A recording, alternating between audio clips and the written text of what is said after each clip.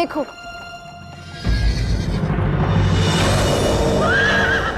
तुम्हारी झांकी का अर्श आ गया। सुंदर है ना?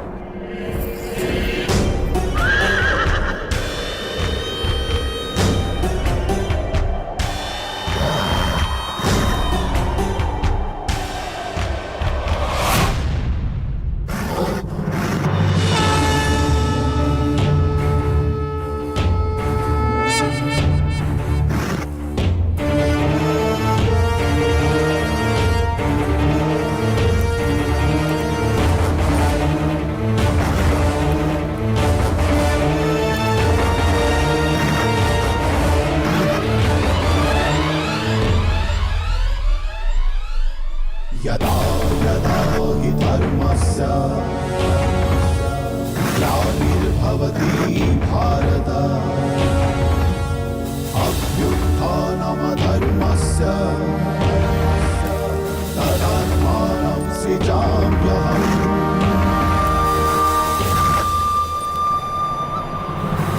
परित्राणाय साधूनां विनाशाय च दुष्कृताम्।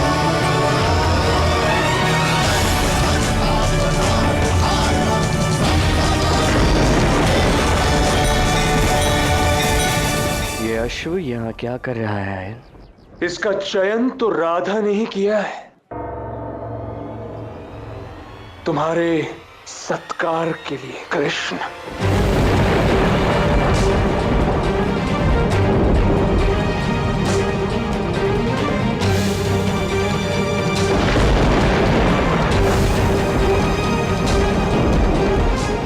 यदि यही राधा का चुनाव है तो आज यही अश्व झांकी निकालेगा।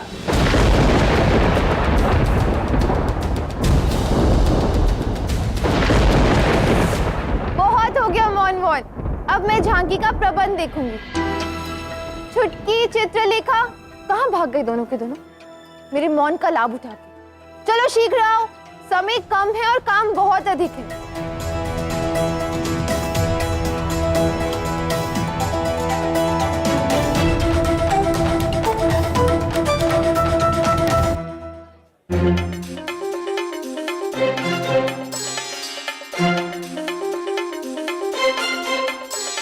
स्वागत है आप सभी का कान्हा की इस दिव्य और भव्य सम्मान यात्रा में। आज इस सम्मान यात्रा में कान्हा को फूलों के हार पहनाकर दिव्य रथ पर बिठाकर समस्त बरसाना और वृंदावन का भ्रमण कराया जाएगा। किंतु इससे पूर्व कि इस अद्भुत यात्रा का शुभारंभ हो, हमारी प्यारी राधा आप सभी को और निसंदेह हमारे कान्हा को भी अपना धन्यवाद एक विशेष नृत्य प्रस्तुत करके देना चाहती हैं। तो मित्रों, तालियों से स्वागत होना चाहिए हमारी प्यारी राधा रानी का।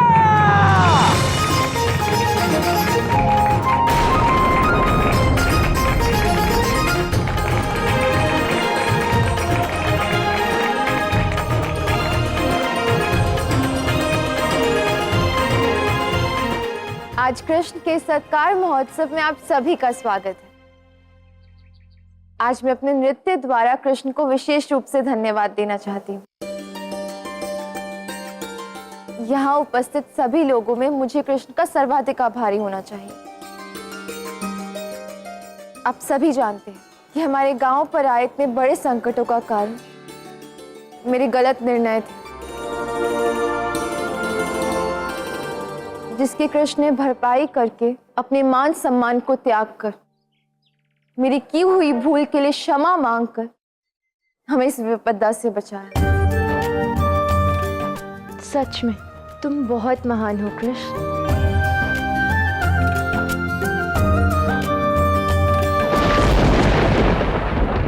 कान्हा, राधा ने भी अपने मुखिया स्वरूप में बहुत से अच्छे कार्य किए हैं, किंतु वो महान केवल तुम्हें बता रही है।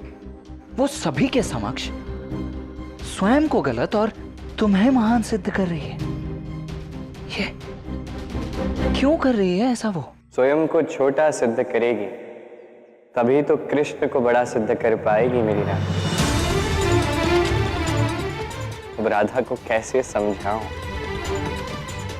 राधा और कृष्ण एक ही, एक समान, कोई छोटा कोई बड़ा नहीं। वो कृष्ण ही है जिसने मेरी हर भूल को सुधारा। तुम ये सब कैसे देख पा रहे हो गाना? मेरा तो मन व्याकुल हो जाता है और तुम। अब मैं नहीं सहूंगा तो कौन सहेगा दाव?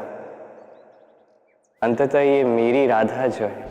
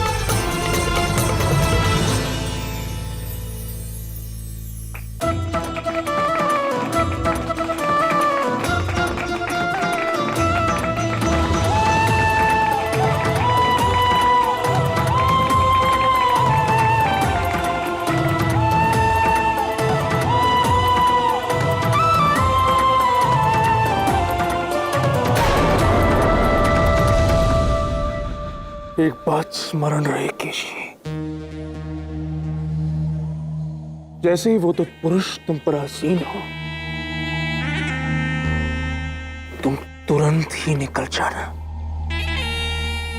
उस कृष्ण के बैठने की प्रतीक्षा मत करना, उसे अवसर ही मत देना। अब समय आ गया है कृष्ण सम्मान में झांकी के प्रस्थान का।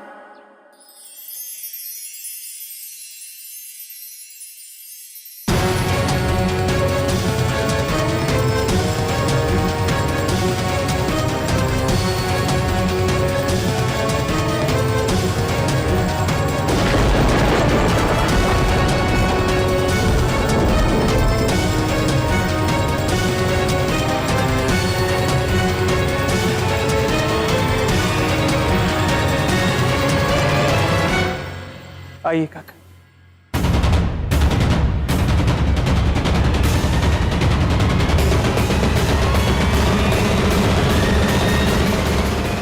रुकिए।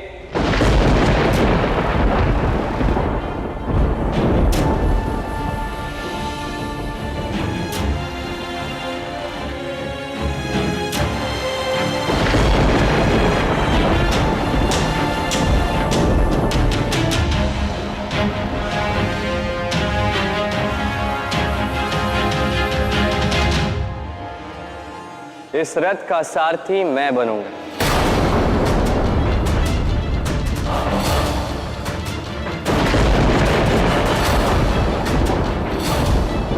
देखो कृष्ण, ये अश्व अत्यंत चंचल है।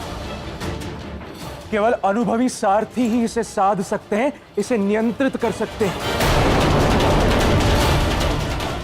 यदि किसी नौसिखिए ने प्रयास किया तो हानि भी हो सकती है।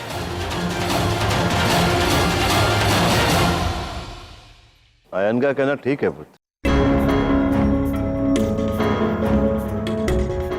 हाँ कृष्ण, बाबा और काका से अच्छा सारथी कोई हो ही नहीं सकता।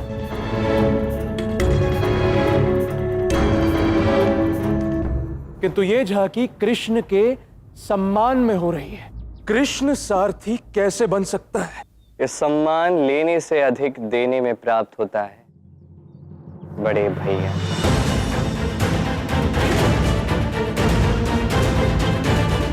यदि मेरे बड़े मेरी सारथी बने, ये मेरे लिए सम्मान नहीं, ये मेरे लिए अभिमान हुआ। मेरे लिए सम्मान वो होगा यदि मैं अपनी बड़ों के लिए सारथी बनूं। इसलिए यदि आप सभी मेरा सम्मान सच में करना चाहते हैं तो कृपया मुझे सारथी बनने दीजिए।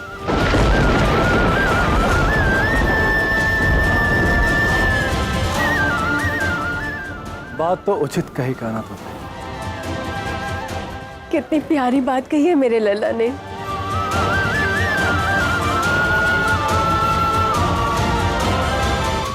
कृष्ण, तुम मेरी दृष्टि में और भी ऊंचे उठते जा रहे हो।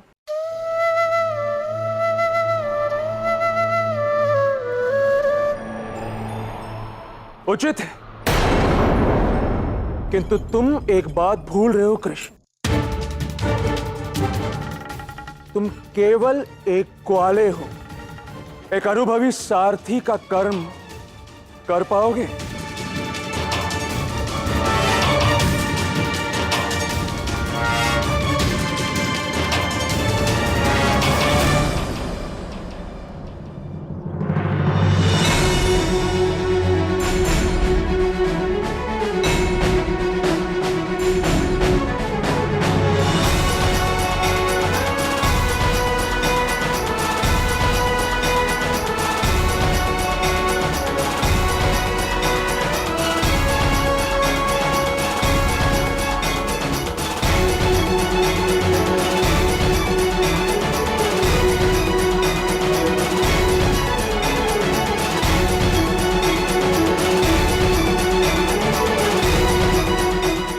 उचित कहा आपने।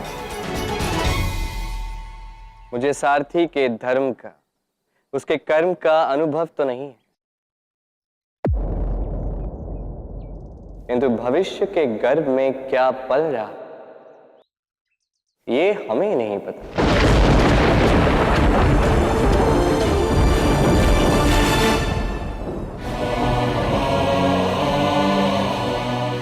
संभवतः आज का यह अनुभव मुझे भविष्य में किसी का सारथी बनने के लिए सज्ज करते।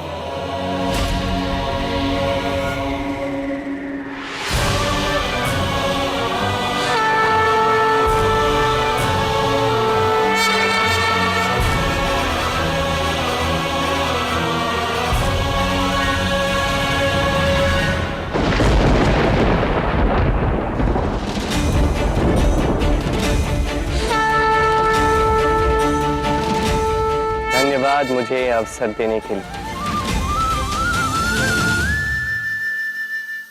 यह अवसर केवल मुझे ही नहीं, समस्त संसार को स्मरण रहेगा।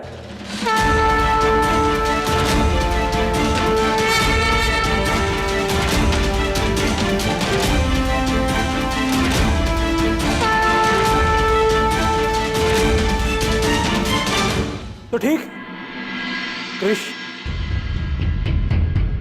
तुम्हें बड़ों का सारथी बनने का सम्मान ही चाहिए ना।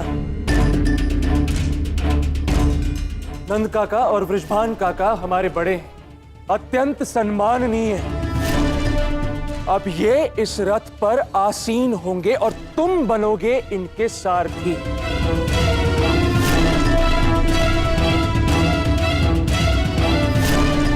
क्यों? इनके सारथी बनने का गौरव तुम्हें ही प्राप्त होगा। अब तो प्रसन्न होना कृष्ण। यदि इसी में कृष्ण अपना सम्मान समझता है तो हम उसके रथ पर अवश्य बैठेंगे।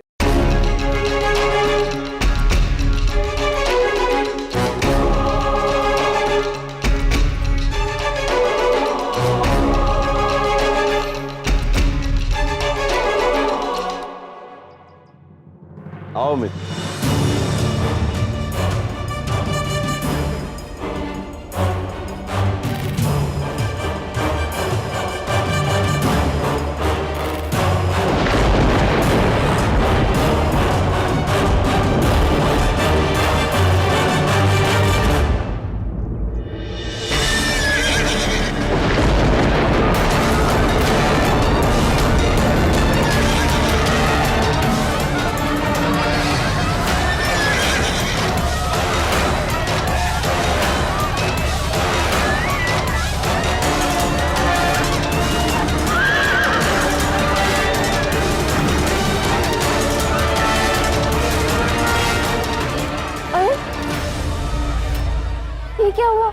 इसमें मेरा क्या दोष?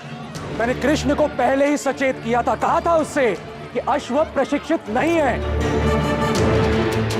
यदि उसे घोड़े हाँकने का कोई अनुभव ही नहीं है तो सारथी बनने की क्या आवश्यकता थी? ये सारी बातें छोड़ो, हमें शीघ्र चलना चाहिए। मैं तुम्हें कुछ नहीं होने दूंगी कृष्ण। हमारे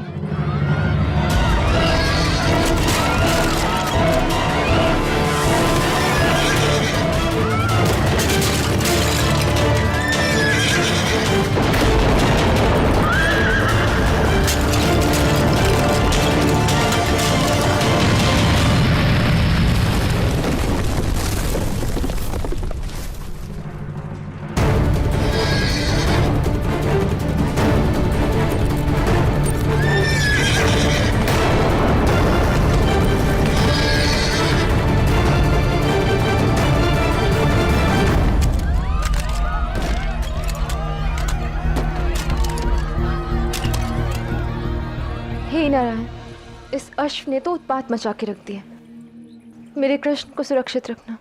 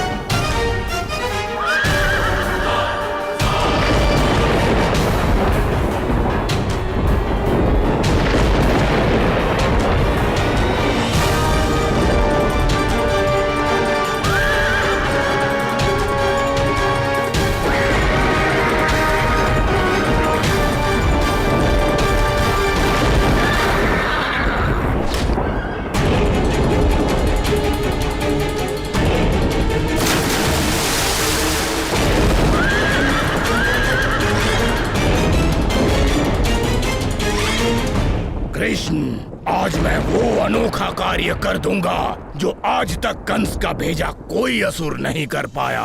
मैं तुम्हें कंस तक पहुंचाऊंगा। स्वप्न मत देखो केशी, ऐसा कुछ नहीं होगा। जब मैं तुम्हें यहाँ तक ला सकता हूँ तो कंस तक भी अवश्य पहुंचा सकता हूँ। तुम यहाँ तक मुझे ला पाए क्योंकि मैंने तुम्हें यहाँ तक लाने दिया केशी। अब यमुना ही तुम्हारा यम बनेगी।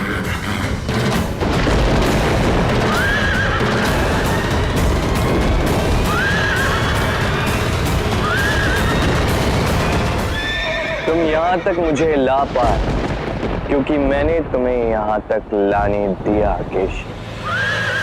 अब यमुना ही तुम्हारा यम बनेगी, स्मरण रखना।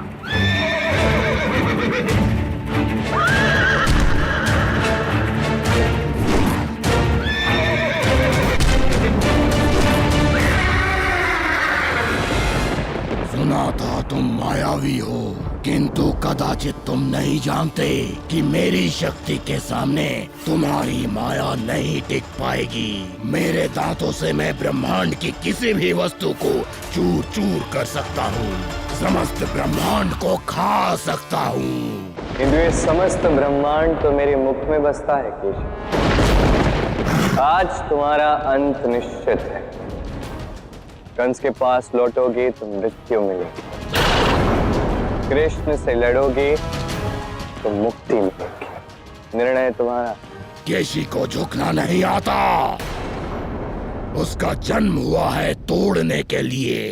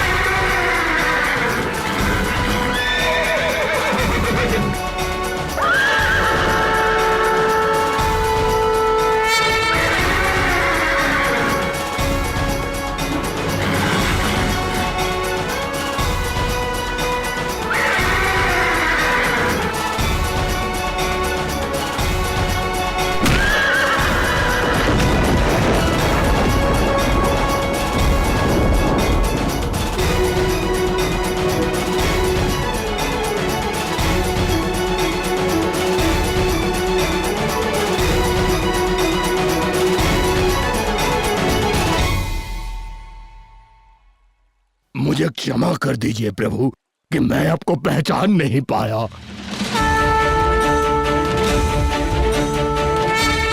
तुम्हारा चयन सार्थक रहा।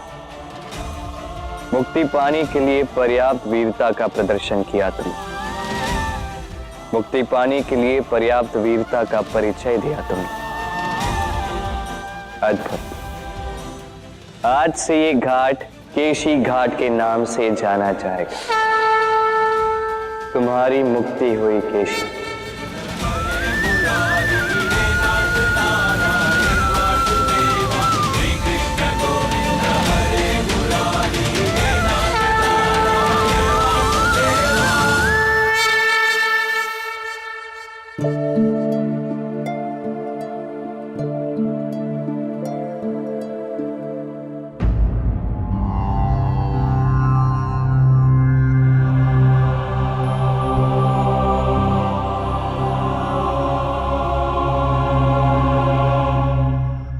देवी यमुना, कृपा करके मेरे केस से इस रक्त को साफ कर दे, अपनी धारा के साथ इसे बहा दे। कृपा करके इस तट को पुनः पवित्र कर दे।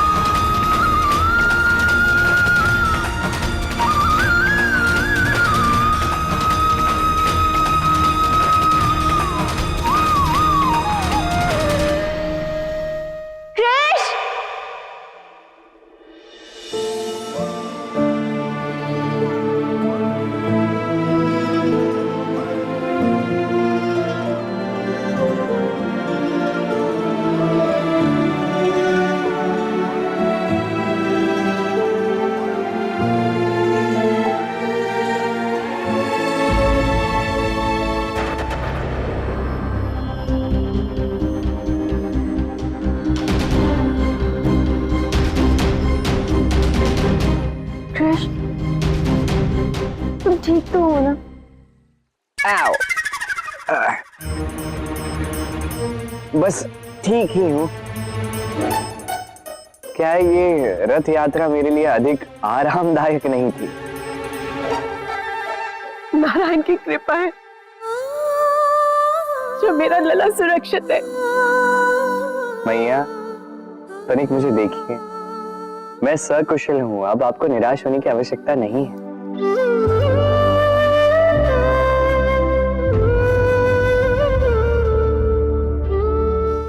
किंतु वो अश्व कहाँ गया पुत्र? उचित कहा था आपने बड़े भैया। वो अश्व पता नहीं मुझसे संभाला ही नहीं गया। कदाचित मुझे आपकी बात सुन लेनी चाहिए थी। ये क्या कान्हा, आयन की प्रशंसा क्यों कर रहे हो तुम? मेरा लक्ष्य बड़ा है था। राधा मेरे हर कर्म को महान समझती, मुझे हर कार्य में निपुण और कुशल समझती। मुझे उसका ये भ्रम तोड़ना है, उसे इस विचारधारा से निकालना है था। पर तुमने बताया नहीं फिर, वो अश्व कहाँ है? वो अश्व, वो तो भागते भागते भागते भागते भागते जल में चला गया। और मैं बहुत भयभीत हो गया, तो अंतिम समय में मैंने वहां से छलांग लगा दी। जल में चला गया? किंतु अश्व तो तैर सकते हैं ना?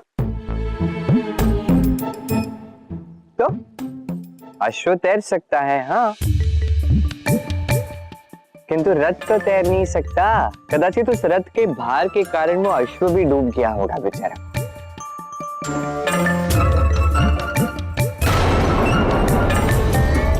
किंतु कृष्ण, तुम केश क्यों धो रहे थे? वो तो कूदने के कारण मेरे केश में मिट्टी लग गई थी ना, इसलिए। हाँ, मैंने तुम्हें पहले ही सचेत किया था कृष्ण। कहा था तुमसे कि तुम अनुभवहीन हो, उस अश्व को नहीं संभाल पाओगे, कि तू नहीं। उसके पश्चात भी तुम हट करके उस रथ पर सवार हो गए। आज तुम्हारी इसी हठ धर्मिता के कारण उस अश्व को अपने प्राण खोने पड़े। यहां तक कि बृषभान काका और नंद काका का जीवन तक संकट में डाल दिया तुमने। आयन, ये तुम कैसी बातें कर रहे हो? कृष्ण ने तो रथ का सारथी बनकर मेरे बाबा और मेरे नंद काका की सहायता की है, उनके प्राण बचाए। बिना किसी को घायल किए अपने प्राण संकट में डालकर रथ को यहाँ यमुना तट तक लेके आए। मैं तो कहती हूँ कि कृष्ण एक महान सारथी है और भविष्य में भी एक महान सारथी बनेगा।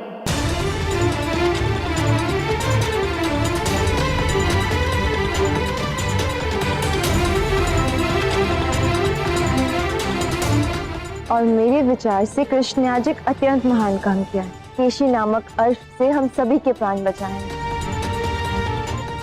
और इस घाट पर अपने केश धोए। केश धोना अर्थात मन मस्तिष्क की शुद्धता। इसलिए मैं कृष्ण को एक नया नाम देना चाहती हूँ। मैं कृष्ण को केशव नाम से सम्मानित करना चाहती हूँ।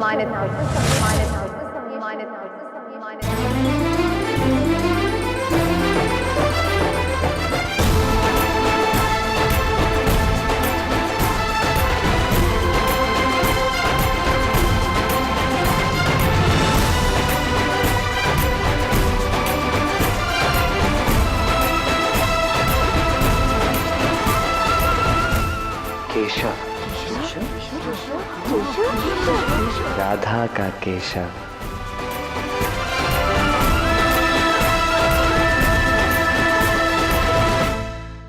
केशव बहुत अच्छा नाम है राधा। इस सम्मान के लिए और इस नए नाम के लिए बहुत बहुत धन्यवाद। आशा करती हूँ कि एक दिन संसार तुम्हें इस नाम से भी पुकारेगा, केशव, केशव, केशव।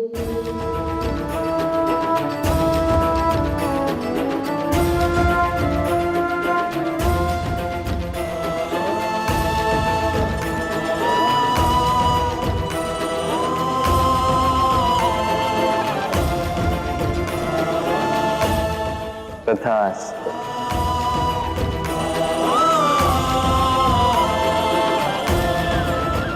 कान्हा, ये तो सारे प्रयास असफल हो गए।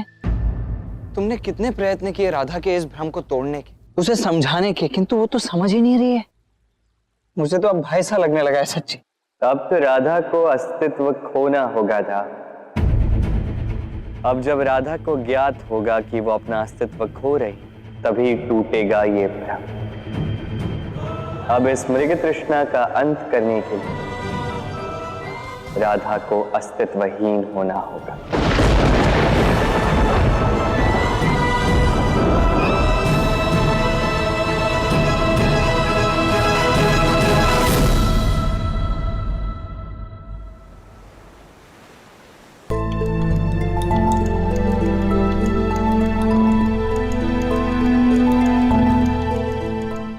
केशव। अति सुंदर नाम है राधा।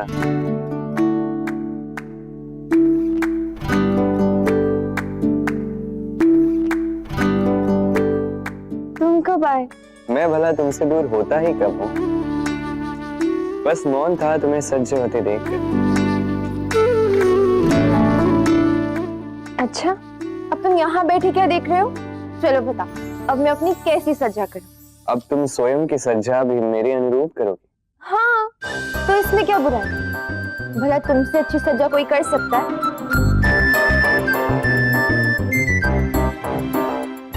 तो बताओ, मैं क्या पहनूं?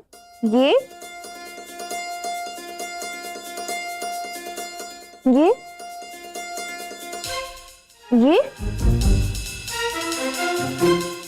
ठीक है।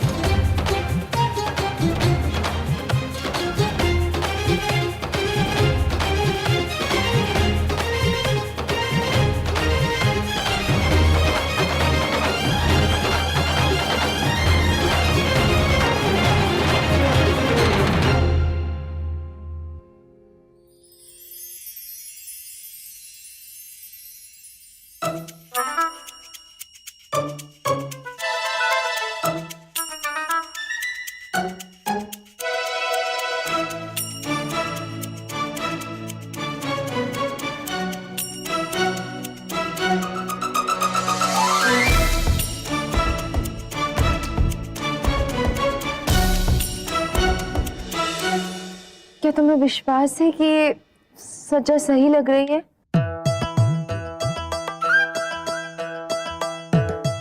मेरे अनुसार तो बहुत अच्छा है, किंतु फिर भी तुम वही करना जो तुम्हें सही लगे। मेरे लिए तो अप्रतिम है। ठीक है, यदि तुम कह रहे हो कि ये सही लग रहा है तो अवश्य ही ये सही लग रहा होगा।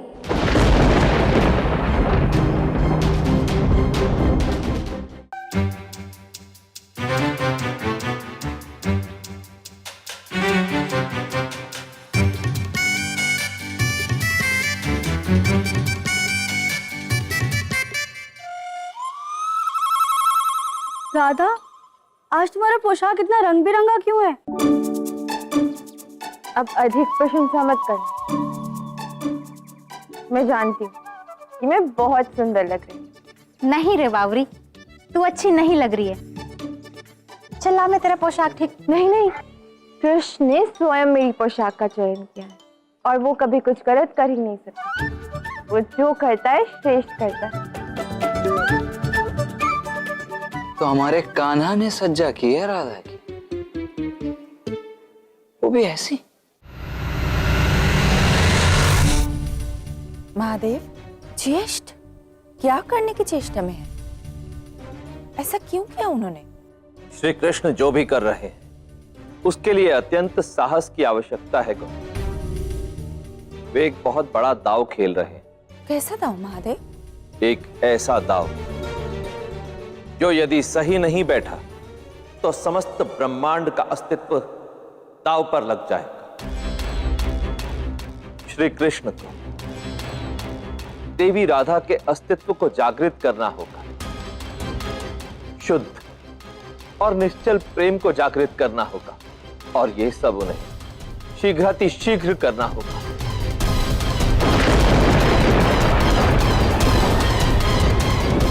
अन्यथा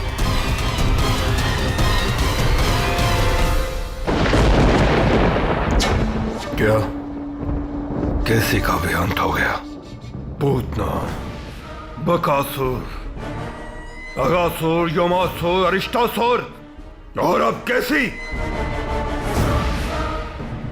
एक के बाद एक मेरे भेजे प्रत्येक असुर का उस कृष्ण ने अंत कर दिया।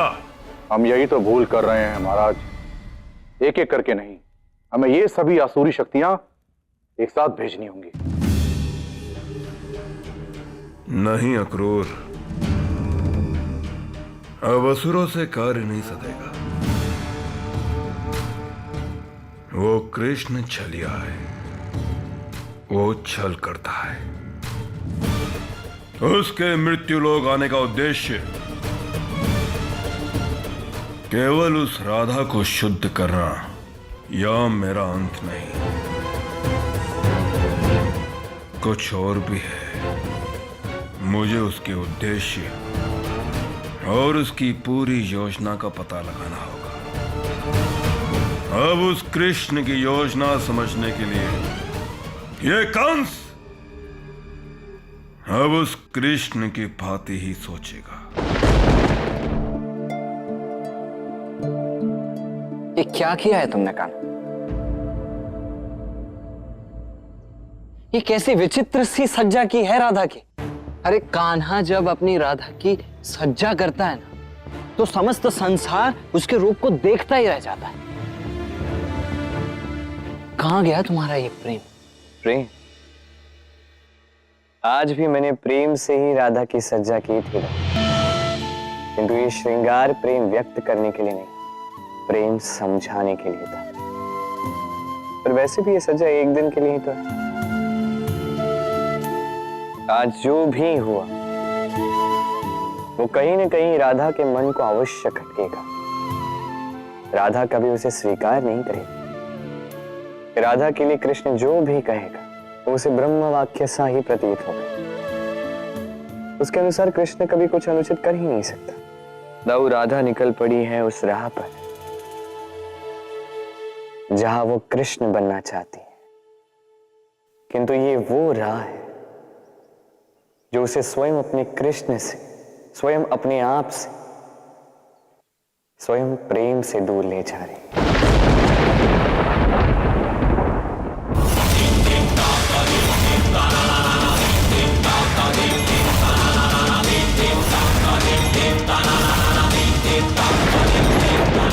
अब मेरे पास होगा इस युद्ध का सबसे बड़ा और शक्तिशाली शस्त्र। मैं शीघ्र ही जान लूंगा उस कृष्ण का उद्देश्य और उसका सत्य क्या है। जानकारी से बड़ी कोई शक्ति नहीं उस कृष्ण की योजना जानकर। यह कंस उसी पर प्रहार करेगा उसी पर।